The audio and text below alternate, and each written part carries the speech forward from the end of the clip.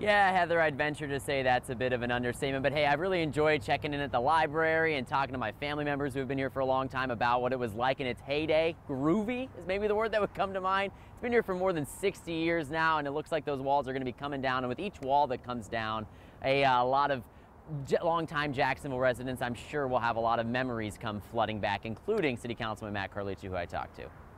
In the 60s and early 70s when I was a kid, my dad every now and then would take the family to the Thunderbird. That was the big deal. Jacksonville City Councilman Matt Carlucci says his family didn't go out to eat a ton when he was a kid, but when they did make it down to the Thunderbird, it was always a treat. He says he can still remember looking up and seeing the big chandelier at one of Jacksonville's swankiest spots. But his favorite memory at the restaurant that opened up way back in 1959 didn't come until much later at a fundraising event when he sat next to Harlem Globetrotters legend Meadowlark Lemon.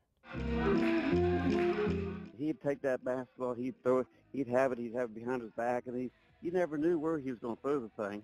I got his autograph and told him how I admired him, you know, growing up as a kid. Abandoned Florida reports the Thunderbird hosted huge acts like Fats Domino and the Rolling Stones back in its heyday. It turned hands several times over the years and has sat vacant for more than a decade, and now the walls with so many memories will come down. I talked with a demolition operator who said an asbestos abatement is already done and he's waiting on the property owner to give him the all clear to knock it down. He says he's been told it will serve as a mixed-use area, which will fit in with the Renew Arlington redevelopment plan, which calls for markets, antique shops, restaurants, art galleries, or professional offices with residential space built in above them. Carlucci says he's sad to see the historic spot come down, but excited to see what the future will hold. If he was in charge, he knows what the new space would be called. They probably ought to name the establishment the Thunderbird and just keep the name because that's a classic.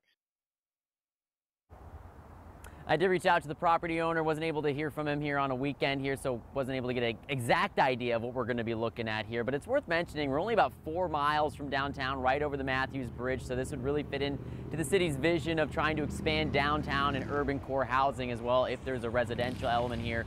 We're just going to have to keep checking on those rezoning applications to see what exactly will happen once those walls come down, but a lot of memories coming down with them. In Arlington, Zach Wilcox, First Coast News, on your side.